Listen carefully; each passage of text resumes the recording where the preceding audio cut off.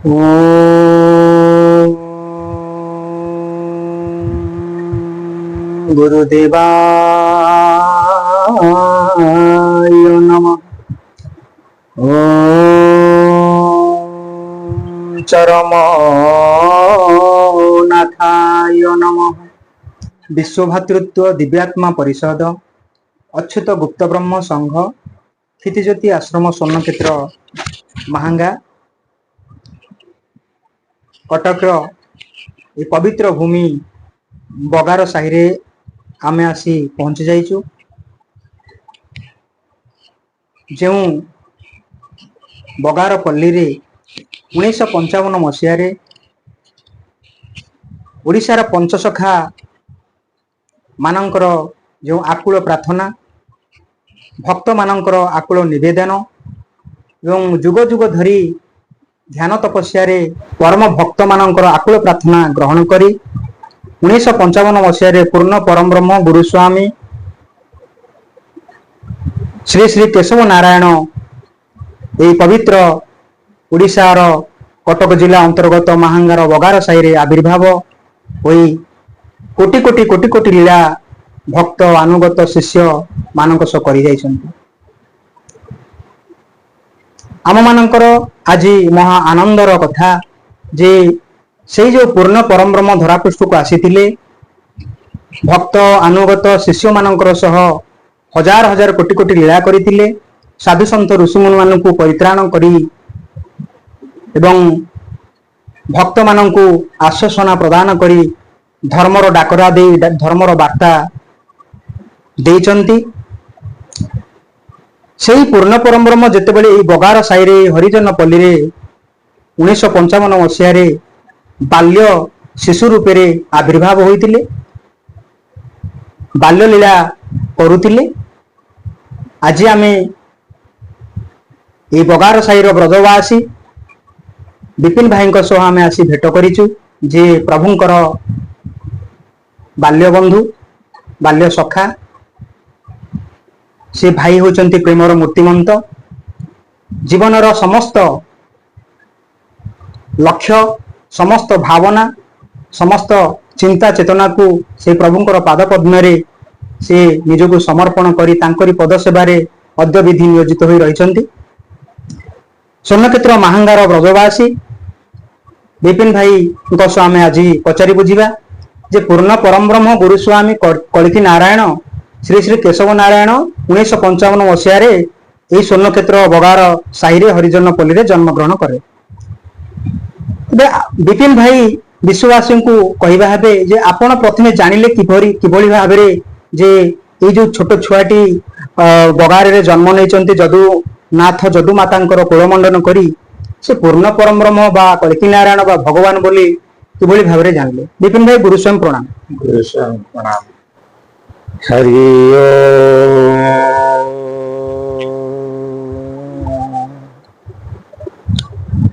हरि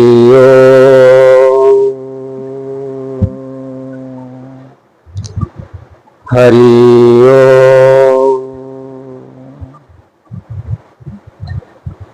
आज शुभ सन्धार सर्वप्रथम मोर आराध्य देव प्रभुपाद गुरुस्वामी ठाकुर केशव चंद्र पाद पद्म एक छोट संगीत अर्घ्य प्रदान करें आपणकर जा जिज्ञासु ता जहाँ जाने किंचित कहवाई प्रस्तुत है।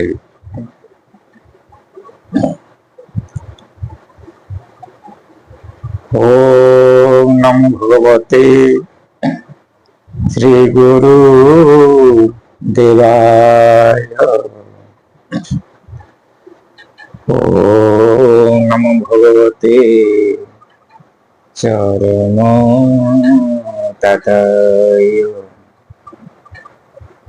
ओम नमो भगवते जगनंदनाय श्रीकांतितनय महुरा माधव गुरुस्वामी नमो नमो गुरुस्वामी नमो नमो। गुरु स्वामी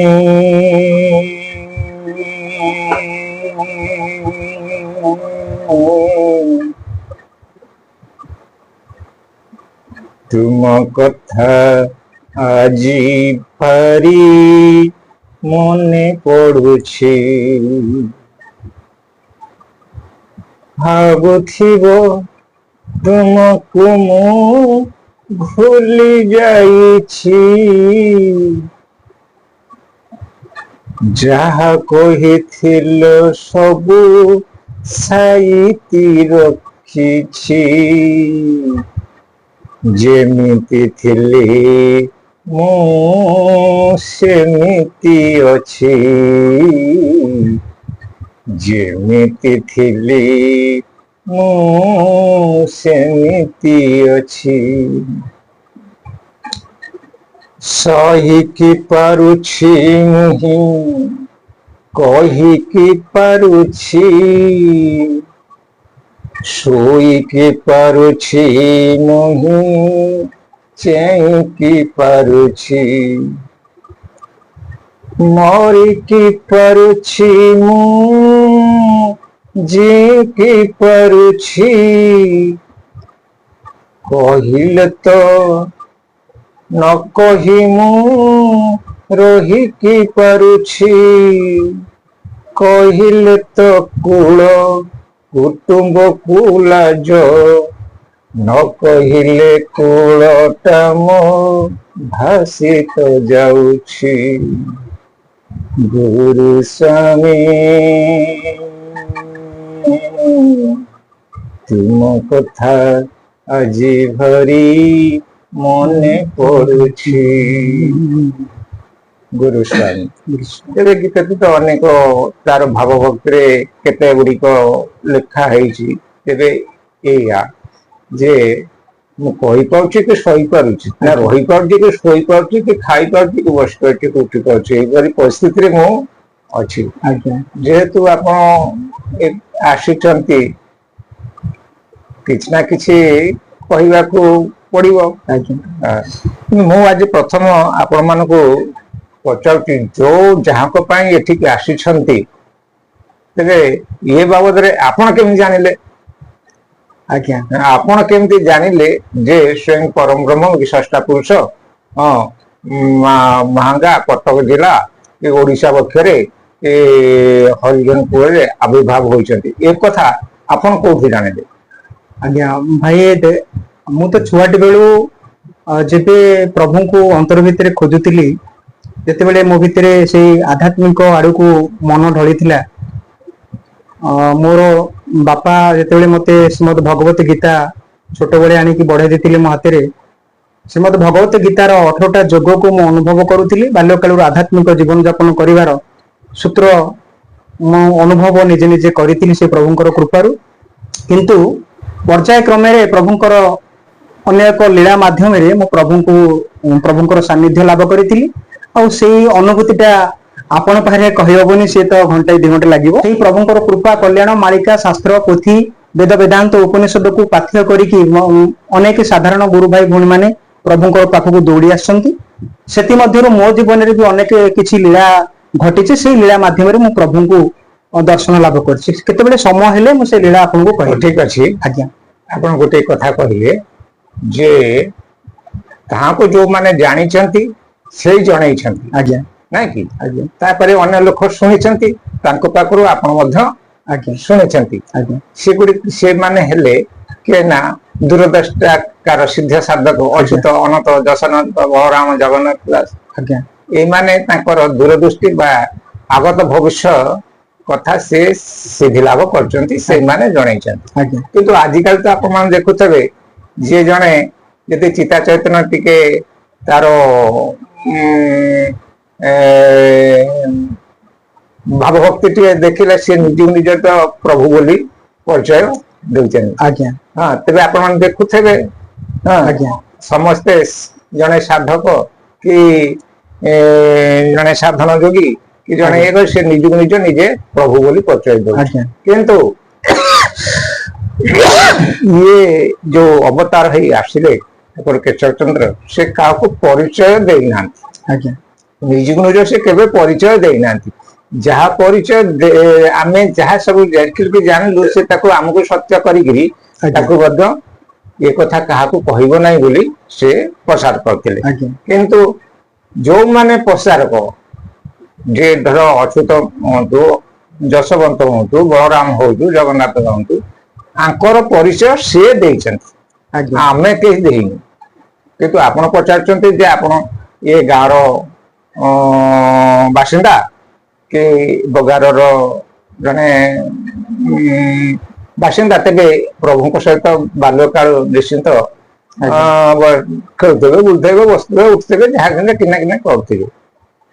ସେ ବାବଦରେ ଆମକୁ ଟିକେ କୁହନ୍ତୁ ଏଇଟା ଆଉ ଆଜ୍ଞା ନା କଣ? ଆଜ୍ଞା ହଁ ହଁ। ତେବେ ସେ ତାରି ଭିତରେ ସାଧାରଣ ଭିତରେ ଅସାଧାରଣ କିଛି ଆଜ୍ଞା ରହିଛି। ଯେତେ ଅସାଧାରଣ କହିଲେ କଣ ନା, ଆମେ ସାଧାରଣତଃ ମଣିଷ, ଆଜ୍ଞା ଆମର ଯେତିକି କାପାସିଟି ଅର୍ଥାତ୍ ଆମର ଯେତିକି ଶକ୍ତି, ଆଜ୍ଞା କିନ୍ତୁ ଯୋଉ କାର୍ଯ୍ୟ ଆମ ଦ୍ୱାରା ହେଇପାରିବ, ଆଜ୍ଞା କିନ୍ତୁ ତାହା ତାଙ୍କ ଦ୍ୱାରା ବହୁ ଗୁଣରେ ହେଇପାରୁଥିଲା। ଥିଲା ଏଇଟା ଆମକୁ କେମିତି ଆମେ ତାକୁ ଅନୁଭବ କରିଛୁ ନା, ଆମେ ତ ଛୋଟ ଥିଲୁ, କେତେ ବାଲ୍ୟ ଅବସ୍ଥା ମଧ୍ୟରେ ସେ ଆମକୁ, ତାଙ୍କର ଆବିର୍ଭାବ ହେଲା 1955 ଇନ୍ଦୁ ପୂର୍ଣ୍ଣିମା ତିଥି। ଆଜ୍ଞା ଆମର ଜନ୍ମ ହଉଛି 1962 ଆଜ୍ଞା ଅଥଚ 7-8 ବର୍ଷ ତାଙ୍କ ଚାହିଁ ଆମେ ସାନ ସାନ ସାନ ଆଜ୍ଞା ହେଲେ ବି ଆପଣ ମାନେ ଗୋଟେ କଥା ଦେଖୁଥିବେ କି ଯାହା କହିଲେ ଆପଣ ମାନେ କହୁଛନ୍ତି ସେ ମୁଁ ତାଙ୍କର ବାଲ୍ୟ ସାଥୀ। ଆଜ୍ଞା ହଁ କହୁଛନ୍ତି, ତେବେ ସେ ଯାହାକି ପରମ ବ୍ରହ୍ମ, ଆଜ୍ଞା ହଁ କେବଳ ଧନୀ ମାନି କି ଜାତି ଅଜାତି କି ବଡ ଛୋଟ ତାଙ୍କ ପାଖରେ ବିଚାର ନଥାଏ। ଆଜି ହିନ୍ଦୁ, ମୁସଲମାନ, ଖ୍ରୀଷ୍ଟିଆନ, ଜୈନ ଯେତେ ଯାହା ଅଛନ୍ତି, ସେ ପରମ ବ୍ରହ୍ମ 56 କୋଟି ପ୍ରକାର ଜୀବଜନ୍ତୁଙ୍କ ମଧ୍ୟରେ, 33 କୋଟି ଦେବାଦେବୀଙ୍କ ମଧ୍ୟରେ ସର୍ବଶ୍ରେଷ୍ଠ। ତେଣୁ ଇଏ ପୃଥିବୀ ବକ୍ଷରେ ଅନେକ ମାନବ ଅଛନ୍ତି, ଅନେକ ମଣିଷ ଅଛନ୍ତି, ଅନେକ ଜ୍ଞାନୀ, ଅନେକ ମାନି, ଅନେକ ଧନୀ, ଏଇପରି ତ ଅଛନ୍ତି। ତେବେ ଆପଣ ଏଠି ମୋତେ କାହିଁକି ବାଲ୍ୟ ସାଥୀ ବୋଲି କହିଲେ? କାହିଁକି ନା, ଆପଣ ଯେଉଁ ପୁସ୍ତକ ଲେଖିଛନ୍ତି ବାଲ୍ୟ ଲୀଳା, ସେଇ ବାଲ୍ୟ ଲୀଳା ବହି ମୁଁ ଚରମ ଚାଙ୍ଗୁଡି ପୁସ୍ତକ ଷ୍ଟଲରୁ ନେଇଥିଲି, ପଢିଥିଲି ଓ ଛୋଟ ବେଳୁ ନେଇ ପଢିଥିଲି। ତ ସେଥିରେ ଆପଣ ଯୋଉ ଅନୁଭବର ଲୀଳାର କଥା ଲେଖିଛନ୍ତି ସେଇ ଠାକୁରଙ୍କ ସହ ଆପଣଙ୍କର, ତ ସେବେଠୁ ମୁଁ ଜାଣିଥିଲି ଏବଂ ବିପିନ ଭାଇ ଆଶ୍ରମ ବ୍ରଜବାସୀ ବିପିନ ଭାଇ ବୋଲି ନାଁ ଶୁଣିଥିଲି, କିନ୍ତୁ ଆପଣଙ୍କୁ ଦେଖିଲେ ମଧ୍ୟ ଆପଣଙ୍କୁ ଜାଣିନଥିଲି, ମାନେ ଆପଣଙ୍କ ସହିତ କେବେ କଥୋପକଥନ ହୋଇପାରିନଥିଲି, କିନ୍ତୁ ଆପଣଙ୍କୁ ଦେଖିଥିଲି, ଜାଣିଥିଲି ଯେ ଆପଣ ବିପିନ ଭାଇ ବୋଲିକି ମୁଁ ଜାଣିନଥିଲି। ତେବେ ଯାହା ହଉ ପର୍ଯ୍ୟାୟ କ୍ରମରେ ସେଇ ଭକ୍ତ ଭଗବାନଙ୍କର ସେ ଯୋଉ ଲୀଳା କଥା ଗାଥା ବିଶ୍ଵ ବକ୍ଷରେ ଟିକେ ଉପସ୍ଥାପନ କରନ୍ତୁ, ଭକ୍ତ ଅନୁଗତ ଶିଷ୍ୟ ତାହା ଜାଣି ସେଇ ପୂର୍ବ ଯୁଗ ମାନଙ୍କରେ ଯୋଉ ରାମକୃଷ୍ଣ ହରି ଆସିଥିଲେ, ତାଙ୍କର ଯୋଉଭଳି ଲୀଳା କଥା ଏବେ ବି ଭକ୍ତ ଅନୁଗତ ଶିଷ୍ୟ ଶୁଣି ଆଖିରୁ ଲୋତକ ଝରଉଛନ୍ତି ଏବଂ ସେଇ ନବଦା ଭକ୍ତି ଭିତରୁ ସେ ଯୋଉ ଭାବ ଭକ୍ତି ଜାଗରଣ ହେଇପାରୁଛି, ତ ବିଶ୍ୱବାସୀ ମଧ୍ୟ ସେଥିମଧ୍ୟରୁ କିଛି ସେଇ ଠାକୁରଙ୍କ ଲୀଳା ଶୁଣି ଆମ ମାନଙ୍କ ଭିତରେ ସେଇ ଭକ୍ତି ଭାବ ଜାଗ୍ରତ ହବ ଏବଂ ଆମକୁ ଉଚିତ ରାସ୍ତାରେ ଯିବା ପାଇଁ ଆହୁରି ପ୍ରେରଣା ଦେବ। ନିଶ୍ଚିତ। ଆଜ୍ଞା ତେବେ ମୁଁ ଆଗରୁ କହୁଥିଲି, ଆଜ୍ଞା ତେବେ ଆପଣଙ୍କର ପ୍ରଶ୍ନ ଥିଲା ଯେ ପ୍ରଥମେ ତାଙ୍କୁ କେମିତି ଜାଣିଲେ, ନା କି? ତେଣୁ ପ୍ରଥମତଃ ମୁଁ ବର୍ତ୍ତମାନ ଯଦି ସେ ବିଷୟରେ ଖାଲି ଲୀଳା ପ୍ରସଙ୍ଗ କହିବା ଆରମ୍ଭ କରେ, ଦୀର୍ଘ 50 ବର୍ଷର ତାଙ୍କ ସହିତ ଅନ୍ତର୍ଭୁକ୍ତ ଭାବରେ ଜଡିତ ଅଛି। ଆଜ୍ଞା ତେଣୁ 50 ବର୍ଷର କଥାକୁ ଯଦି ବର୍ଷକର କଥା ମାତ୍ର ଗୋଟିଏ ଘଣ୍ଟା କରେ, କଣ ବୁଝିପାରୁଛନ୍ତି ନା? ଆଜ୍ଞା ଆଜ୍ଞା ଯଦି 50 ବର୍ଷର କଥାକୁ ଗୋଟିଏ ବର୍ଷର କଥା ଯଦି ଗୋଟିଏ ଘଣ୍ଟା କହେ କେତେ ସମୟ ଲାଗିବ? 50 ଘଣ୍ଟା। ତେବେ ଆପଣ ମତେ କେତେ ସମୟ ଦେବେ? ଆଜ୍ଞା ସୀମିତ ଆଜ୍ଞା ନା କି? ତେଣୁ ଯଦି ଆପଣ ସେ ମନୋବୃତ୍ତି ନେଇକିରି ସମ୍ପୂର୍ଣ୍ଣ କରିବାକୁ ଚାହୁଁଛନ୍ତି, ସେମିତି ଦିନ କାଳ ପାତ୍ର ତାକୁ ଧରନ୍ତୁ ନାହିଁ। କାରଣ ଯେତେବେଳେ ଯୋଉ ପ୍ରକାରେ ଯୋଉ ସମୟରେ ଆମେ କିଛି ନା କିଛି କହିଦେଇ ପାରିବୁ, କିନ୍ତୁ ଦୀର୍ଘ 50 ଘଣ୍ଟା ଧରି କେହି ବସି କହିପାରିବେ ନାହିଁ, କି ମୁଁ କହିପାରିବିନି, କି ଆପଣ ଶୁଣିପାରିବେ ନାହିଁ।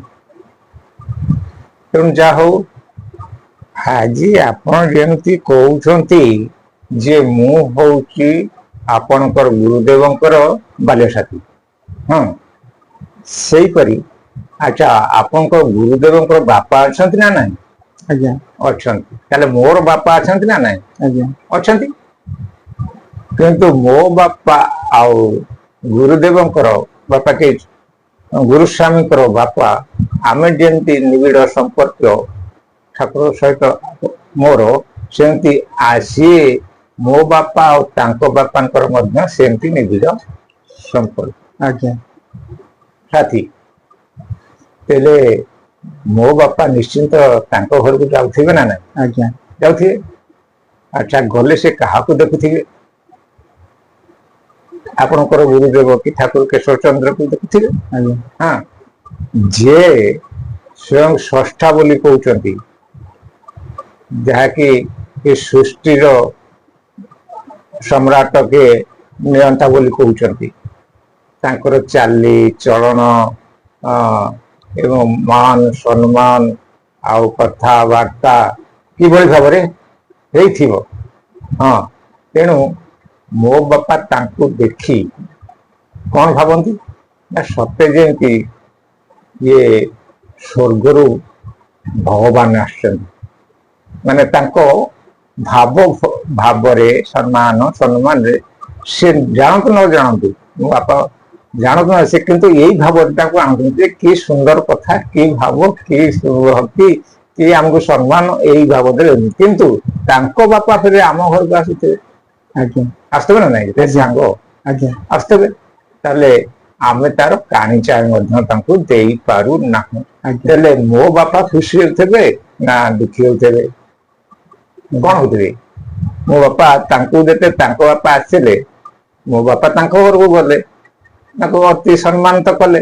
କିନ୍ତୁ ମୋ ବାପା ତାଙ୍କ ବାପା ଯଦି ଆମ ଘରକୁ ଆସିଲେ, ଆମେ ତାଙ୍କୁ କହିଲେ ମୋ ବାପା ଦୁଃଖୀ ନା ସୁଖୀ? ଦୁଃଖୀ। ଦୁଃଖୀ। ତେବେ ନିଜକୁ ସେ ନିନ୍ଦନ୍ତି। ଆଜ୍ଞା ହଁ, ନିଜକୁ କଣ ନିନ୍ଦନ୍ତି? ଯାହା ହଉ ତାଙ୍କ ବାପା ନାଁ ହଉଛି ଯଦୁନାଥ। ଯଦୁନାଥ ଯୋଉ ପୁଅଟି ସନ୍ତାନଟି ଜନ୍ମ କରିଛି, ସତେ ଯେମିତି ଭଗବାନ ସଦୃଶ। ଆପଣଙ୍କ ବାପା କୁହନ୍ତି? ବାପା କହନ୍ତି ଆଜ୍ଞା ଯେ ମୁଁ କୁଳାଙ୍ଗାର ବୀର ପୁଅ ଜନ୍ମ କରି ଧରତି କୁଳାଙ୍ଗାର।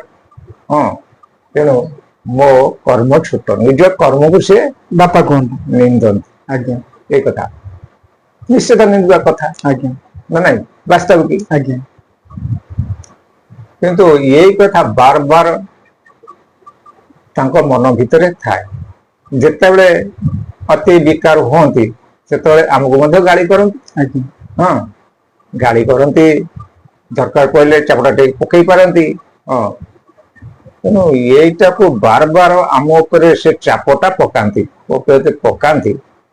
ତେବେ ମୁଁ ଚିନ୍ତା କଲି, ଗାଳି କରନ୍ତି କଣ ଗାଳି କରନ୍ତି? ଯେ ଯଦୁଆ ପୁଅ କେଶବ ପାଦ ତଳକୁ ଏମାନେ ସରି ନୁହନ୍ତି। ଆରେ ବାବା, ସେତେବେଳକୁ ଆମେ ତାଙ୍କ ଠାରୁ କେମିତି, ସେ କେଶବ ଠାକୁର କେମିତି, ସେତେ ତ ଠାକୁର କହୁନଥିଲେ। ହଁ, ଯଦୁଆ ପୁଅ କେମିତି ଆଉ ଆମେ କେମିତି, ଆମେ ତାଙ୍କ ସହିତ ସମ୍ପର୍କ ଆମର କିଛି ନଥିଲା। ବାପା ସହିତ ସମ୍ପର୍କ ନା ଆମର କଣ ଅଛି? ଯେହେତୁ ଆମେ ସବୁ ମୂର୍ଖ ପିଲା, ସେ ପାଠୁଆ ପିଲା। ଆପଣ ମାନେ ଦେଖୁଥିବେ ଆମ ଘର କୋଉ ପଟେ, ତାଙ୍କ ଘର କୋଉ ପଟେ। ହଁ, ସେଭଳି ଆଜି ଯୋଉ ପରିବେଶ ଦେଖୁଛନ୍ତି ରାସ୍ତାଘାଟ, ସେଭଳି ପରିବେଶ ନଥିଲା। ତେଣୁ ତାଙ୍କ ବାଟରେ ସେ, ଆମ ବାଟରେ ଆମେ। ତେଣୁ ବାପାଙ୍କର ଏଇ ଚାଟୁ ବାକ୍ୟ ଆମକୁ ଟିକେ କଷ୍ଟ ଦଉଥାଏ। ଆଜ୍ଞା ଆରେ ସେ ପୁଅଟା କେମିତିକା ଖାଲି ଦେଖିବା ପାଇଁ ମୋର ଇଚ୍ଛା ହେଲା, କାହିଁକି ନା ସେ କହନ୍ତି ତାଙ୍କ ପାଦ ତଳକୁ ସରି ନୁହଁ, ହୁଁ ତେବେ ସେ ପାଦ ଗୁଡିକ କେମିତିକା, ହଁ, ଯେ ଆମେ ଏତେ ମୂର୍ଖ ଥିଲୁ, ଯେ କି ଅଜ୍ଞ ଥିଲୁ ବଦ୍ଧଜୀବ, ଯେ ତାଙ୍କ ପାଦକୁ ଦେଖିବା ପାଇଁ ଆମର ଭାରି ଇଚ୍ଛା ହେଲା ମୋର, ଯେ ସତରେ ତାଙ୍କ ପାଦ ଗୁଡାକ କେମିତିକା ତାଙ୍କୁ ଟିକେ ମୁଁ ଦେଖିବି। ହଁ, ତେଣୁ ଏଇ ଗୋଟେ ଚିନ୍ତା ରହିଲା, ତେବେ କେମିତି ତାଙ୍କୁ ଦେଖିବି, କିଏ ମତେ ଦେଖେଇବ, କିଏ ତାଙ୍କୁ ଚିହ୍ନେଇବ।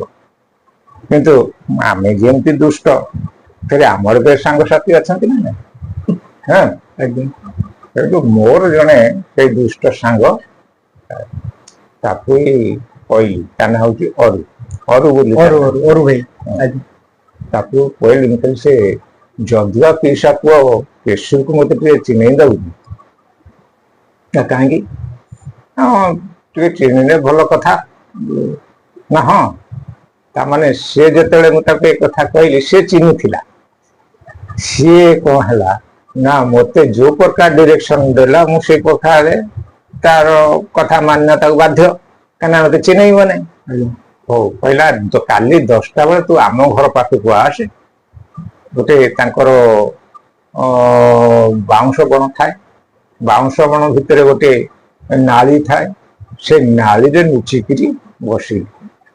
ଯାହା ହଉ ମୁଣ୍ଡ ଟିକେ ଦେଖେଇଲି, ମୁଁ କହିଲି ଏମିତି କାହିଁକି ଦେଖିବା, କାହିଁ ଆମେ ସେ ଛିଡା ହେଇକି ଦେଖିଲେ, ନାଇଁ ନାଇଁ ସେମିତି ହବନି।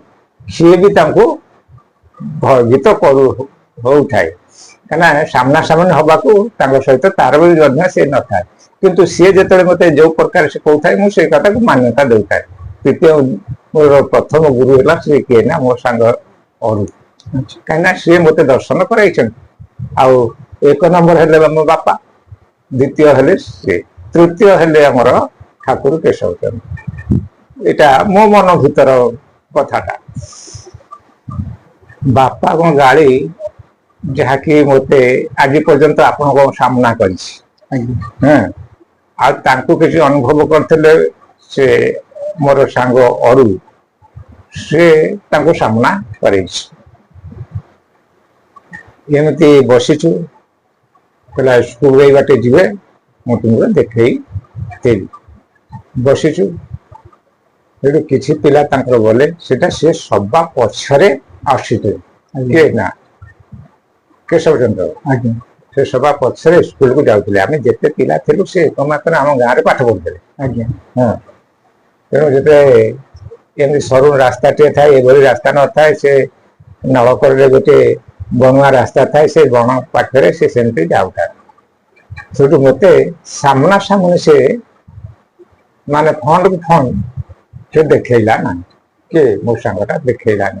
ଆଜ୍ଞା ସେ ଗଲା ପରେ ମତେ କହିଲା ଦେଖ ଅନା ସେ ଯାଉଛନ୍ତି, ତାହେଲେ ମୁଁ କଣ ଦେଖିବି ପଛପଟ ଚିହ୍ନି ପାରିଲି ନାହିଁ, ମୁହଁ ତ ଦେଖି ପାରିଲିନି, ଚିହ୍ନିବି କେମିତି। କିନ୍ତୁ ମୋ ବାପା କଥା ମନେ ପଡିଲା ଯେ ତା ପାଦ ହଉଛି ଘର ମୁଖ୍ୟତରେ, ତା ପାଦ କେମିତି ସେ ଆଗକୁ ଗଲେ ଦେଖିବି, ମୁହଁ ନ ଦେଖିଲି ନାହିଁ। ସେଠୁ ପାଦକୁ ଯେତେବେଳେ ମୁଁ ଅନେଇଲି, ମୁଁ ଯାହା ଭାବୁଥିଲି ତାହା ନୁହଁ। ମୁଁ ଭାବୁଥିଲି ବଡ ବଡ ହାତୀ ପାଦ ଭଳିଆ ତା ପାଦ, କିନ୍ତୁ ତାହା ନୁହଁ। ମୁଁ ଦେଖିଲି କୋଉଠୁ ଡଉଲ ଡାଉଲ ଚେହେରା ପଛରୁ ଯାହା ଦେଖିଲି, ଆଜ୍ଞା ଆଉ କୁନି କୁନି ପାଦ। ଏତିକି ଗୋଟେ ଦେଖିଲି କଣ ନା, ସେ ପାଦ ଯେତେବେଳେ ସ୍ଥିରି ସ୍ଥିରି କରି ପକେଇକି ଯାଉଛନ୍ତି, କିନ୍ତୁ ସେ ପାଦ ଗୁଡିକ ତଳେ ଲାଗୁନଥିଲା, ଭୂଇଁରେ ତା ପାଦ ତଳେ ଲାଗୁନଥିଲା। ଆଚ୍ଛା ସେଠୁ ମୁଁ ସାଙ୍ଗେ ସାଙ୍ଗେ ତାକୁ ମୋ ସାଙ୍ଗ ତାକୁ ପଚାରିଲି, ମୁଁ କହିଲି ଆରେ ଆମ ତ ପାଦ ସବୁ ତଳେ ଲାଗୁଛି, ତା ପାଦ କାହିଁ ତଳେ ଲାଗୁନାହିଁ। ସିଏ ମତେ କହିଲା ତୁ ତ ମୂର୍ଖ, ମୁଁ ତ ମୂର୍ଖ। ହଁ, ଅରୁ ଭାଇ କହିଲେ। ଅରୁ ଭାଇ କହିଲେ, ଆଚ୍ଛା ତୁ ତ ମୂର୍ଖ, ମୁଁ ତ ମୂର୍ଖ। ଯିଏ ପାଠ ପଢୁଛନ୍ତି ତାଙ୍କ ଗୋଡ ତଳେ ଲାଗେ ନା। ସିଏ ମତେ ଏଇ ଉଦ୍ଦେଶ୍ୟ ଟା କହିଲା। ସତରେ ଆମେ ତ ପାଠ ପଢିନୁ, ତେଣୁ ଆମ ଗୋଡ ତଳେ ଲାଗୁଛି, ଆଚ୍ଛା କିନ୍ତୁ ତା ଗୋଡ ତଳେ ନାଗୁ, ସେ ପାଠ ପଢୁଛି ତା ଗୋଡ ତଳେ ନାଗୁନାହିଁ। ସେଇଠି ପାଠ ପଢିବା ପାଇଁ ଭାରି ଇଚ୍ଛା ହେଲା, ସେତେବେଳେ ମତେ 8 ବର୍ଷ ହେଇଯାଇଥାଏ। ଆଚ୍ଛା ମୁଁ କହିଲି ମୁଁ ଯଦି ପାଠ ପଢନ୍ତି ତାହେଲେ ଆମେ ଯୋଉ କାଦୁଅ ପାଣି ହଉଛି ସେଥିରେ କଣ ଚପଲ ଥିଲା ନା ସାଇକେଲ ଥିଲା ନା କଣ ଥିଲା, ରାସ୍ତାଘାଟ ପକ୍କା ଥିଲା କି? ହଁ, ଆମେ ଯଦି ପାଠ ପଢିବା ତାହେଲେ ଆଉ କାଦୁଅ ପାଣି ଜଣ୍ଟା ବଣ୍ଟା କିଛି ହବନି, ଆମେ ଠିକ ଚଳିଯିବା। ଆଉ ପାଠ ପଢିବା ସେଇଠୁ ସିଏ ତାର କଣ ମନକୁ ଗଲା କି କଲା ନାଇଁ, ମୁଁ କହିଲି ମୁଁ ପାଠ ପଢିବି ମୁଁ ଏଇ ଉଦ୍ଦେଶ୍ୟରେ, ପାଠ ପଢିଲେ ମୋ ଗୋଡ ତଳେ ଲାଗିବ ନାହିଁ, ଯୋଉଠି ଇଚ୍ଛା ସେଠିକି ମୁଁ ଚାଲିଯିବି। ଆଚ୍ଛା।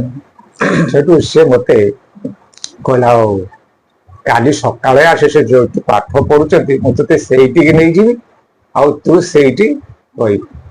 ହଁ, ପାଠ ପଢିବା ନିଶା ତ ଲାଗିଛି। ଅରୁ ଭାଇ କି ସେତେବେଳେ କେତେ ବୟସ ହେଇଥିବ? ସେଟା ମୋର ସମାଜ ବର୍ଷ, ଆମ ସାଙ୍ଗ 7-8 ବର୍ଷର ହଁ ବୟସ। ଆଚ୍ଛା, ଆଜ୍ଞା। ହଁ। ତେଣୁ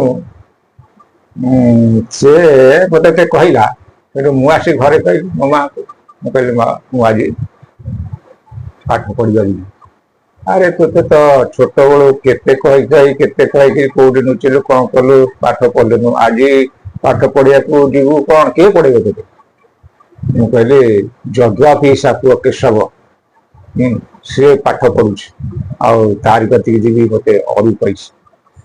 ଆମର ପିଇସା ହିସାବ, ଗାଁ ପଡୋଶୀରେ ତାଙ୍କ ବାପା ପିଇସା ହିସାବ। ସେଠୁ ମା ଟିକେ ମୁରିକି ହସିଲେ, ହସିକିରି ଆଉ କଣ ମନା କରିବେ। ସେଠୁ ଟିକେ ମୋର ମନେ ଅଛି, ମୁଣ୍ଡ ଟିକେ କୁଣ୍ଡେଇ ଦେଲେ, ତେଲ ଟିକେ ଲଗେଇଦେଲେ, ଗୋଟା ଏମିତି ମୁଣ୍ଡା ଖଡି ପଥର, ଆଚ୍ଛା। ହଁ, ତାକୁ ଦେଇକିରି ପଠେଇଦେଲେ। ଯେତେବେଳେ ମୁଁ ଗଲି, ଆଉ ତ ତାଙ୍କ ସହିତ ତ ମୁଁ ଚିହ୍ନା ପରିଚୟ ନାହିଁ, କେମିତି ଯିବି? କିନ୍ତୁ କିଛି ଦୂରତାରେ, ପ୍ରାୟ 200 ମିଟର ଦୂରତାରେ, ଆଉ ସାଡକୁ ଯିବାକୁ ମୋର ସାହସ ହେଲାନି। ଗୋଟେ ନଡିଆ ଗଛ ଥାଏ, ସେ ନଡିଆ ଗଛକୁ ଆଉଜି କରି ଛିଡା ହେଲି। ଏବେ ଛିଡା ହେଲି, କିଛି ସମୟ ପରେ ସେ ମତେ ଏମିତି କରିକି ଡାକିଲେ। ଆଚ୍ଛା। ଏମିତି ହାତରେ ଡାକିଲେ। ଚୁମ୍ବକୀୟ ଶକ୍ତି ତ ମୁଁ ସେତେବେଳେ ଆମେ କଣ ଜାଣିଥିଲୁ, ଏବେ ବୁଝୁଛୁ ଚୁମ୍ବକୀୟ ଶକ୍ତି କଣ। ସତେ ଯେପରି ଚୁମ୍ବକ ଯେମିତି ଲୁହାକୁ ଟାଣେ, ସେଇଭଳି ମୁଁ ତାଙ୍କ ପାଖକୁ ଚାଲିଗଲି ନିର୍ଭୟରେ, ନିର୍ବିଚାରରେ ତାଙ୍କ ପାଖକୁ ଚାଲିଗଲି। ଆଚ୍ଛା। ଚାଲିଗଲି, ସେ ଏଡେ ମଧୁର କଣ୍ଠରେ କିଛି କହିଦେଲେ, କହିଲେ ତୁମେ ପାଠ ପଢିବାକୁ ଆସିଛ? ସେଠୁ ମୁଁ କହିଲି ଇଏ କେମିତି ଜାଣିଲା? ହଁ, ମୁଁ କହିଲି ହଁ ପାଠ ପଢିବାକୁ ଆସିଛି। ସେଠୁ ମତେ ସେଇଠି କହିଥିଲେ, କହିଲେ ପାଠ ଯେମିତି ନାହିଁ ସେମିତି ହବନି, ମୁଁ କାହାକୁ ପଢାଏନା। କେମିତି? ଆପଣ ଯେମିତି କହିବେ, ଆପଣ ତ କହୁନି ତୁ ଯେମିତି କହିବୁ ମୁଁ ସେମିତି ମୁଁ ମାନିବି, କଥା ମୁଁ ଯାହା କହିବୁ ମୁଁ ତାହା ମାନିବି, ମୁଁ ପାଠ ପଢିବି। ତ ଠିକ ଅଛି, ମାନିବୁ ଯଦି ତାହେଲେ ମୁଁ କହୁଛି ଶୁଣ। ତୁ ଯଦି ମୋର ଜଣେ ଆତ୍ମୀୟ ସାଙ୍ଗ ହୋଇପାରିବୁ, ତାହେଲେ ତୋତେ ପାଠ ଆପେ ଆପେ ତୋର ହେଇଯିବ। ତେଣୁ ମୁଁ ସେଇଠି ଆତ୍ମୀୟ କଣ ବୁଝିନଥିଲି। ହଁ, କାହାକୁ ଆତ୍ମୀୟ କୁହାଯାଏ ତାହା ମୁଁ କିଛି ବୁଝିନଥିଲି। ମୁଁ କହିଲି ମୁଁ ଆପଣଙ୍କର କି ତୁମର ଆତ୍ମୀୟ ସାଙ୍ଗଟିଏ ହେବି, ଆଜ୍ଞା ପାଠ ଦରକାର। ସେଠୁ ଠିକ ଅଛି, ଏଇଠୁ ପାଠ ପଢିବାଟା ଆରମ୍ଭ ହେଲା। କହିଲେ ତ କଥା ସରିବନି, ପୁରିବନି। ଏଇଠୁ ଆପଣ ଶୁଣିବେ, ଏଇଠୁ ପୁଣି ପୁନର୍ବାର ଆମେ ଆରମ୍ଭ କରିବା, କାରଣ ମୁଁ 50 ଘଣ୍ଟା କହିବାର ଧୈର୍ଯ୍ୟ ମୋର ଅଛି। ଆଜ୍ଞା। ହଁ, ତେଣୁ ସେଗୁଡିକ ଏଇଠୁ ମୁଁ କେମିତି କାହିଁକି ପଚାରିଲି ଯେ ଆପଣ ତାଙ୍କର ବାଲ୍ୟ ସାଥୀ କେମିତି ହେଲେ, ସିଏ ମତେ କହିଲେ ଯେ ତୁମେ ଯଦି ମୋର ଜଣେ ଆତ୍ମୀୟ ସାଙ୍ଗ ହେଇପାରିବ, ତାହେଲେ ତୁମକୁ ମୁଁ ପାଠ ଆପେ ଆପେ ହେଇଯିବ। ଏଥିପାଇଁ ମୋର ଏଇ କଥା ସମ୍ପୂର୍ଣ୍ଣ କରୁଛି। ଯଦି ଆପଣ ମାନଙ୍କର ଏ ଜିଜ୍ଞାସୁ ମନୋଭାବ ଥାଏ, ଯଥା ସମୟ ନେଇକିରି ପୁନର୍ବାର ଆସନ୍ତୁ, ତାର ସମସ୍ତ ପୁଙ୍ଖାନୁପୁଙ୍ଖାନୁ ସମୟକୁ ଆମେ ଦେଇକି ପରବର୍ତ୍ତୀ ସମୟରେ ଆମେ ଏଇ ପ୍ରଭୁଙ୍କର ଯୋଉ ଲୀଳାର ଯୋଉ ଅନୁଭୂତିର ଅନୁଭବର କଥା ଆଜି ପାଇଁ ଏତିକିରୁ ରଖି ପରବର୍ତ୍ତୀ ସମୟରେ ଏଇ ପର୍ଯ୍ୟାୟରୁ ଫେର ପ୍ରଭୁଙ୍କର ଲୀଳା ଆରମ୍ଭ କରିବା। ତେବେ ଆଜିର ପ୍ରଭୁଙ୍କର ଲୀଳା ପର୍ଯ୍ୟାୟ ଏତିକିରୁ ଆମେ ରଖି ପରବର୍ତ୍ତୀ ସମୟରେ এই পର୍ଯ୍ୟାୟରୁ ଆମେ ସେଇ ପ୍ରଭୁଙ୍କର ଲୀଳାଟା ଆରମ୍ଭ କରିବା। ସର୍ବଶେଷରେ ସେଇ ଚରମନାଥ ଗୁରୁସ୍ୱାମୀଙ୍କର ଚରଣାବିନ୍ଦରେ ଅନନ୍ତ ସହସ୍ର କୋଟି ସାଷ୍ଟାଙ୍ଗ ପ୍ରଣାମ ଏବଂ ବିଶ୍ୱର ସମସ୍ତ ସଦାତ୍ମା ଦିବ୍ୟାତ୍ମା ଗୁରୁଭ୍ରାତା ଗୁରୁଭଗ୍ନୀ ଏବଂ ସମସ୍ତ ଆତ୍ମାରାମଙ୍କୁ ଗୁରୁସ୍ୱାମୀ ବିପିନ ଭାଇ ଗୁରୁସ୍ୱାମୀ।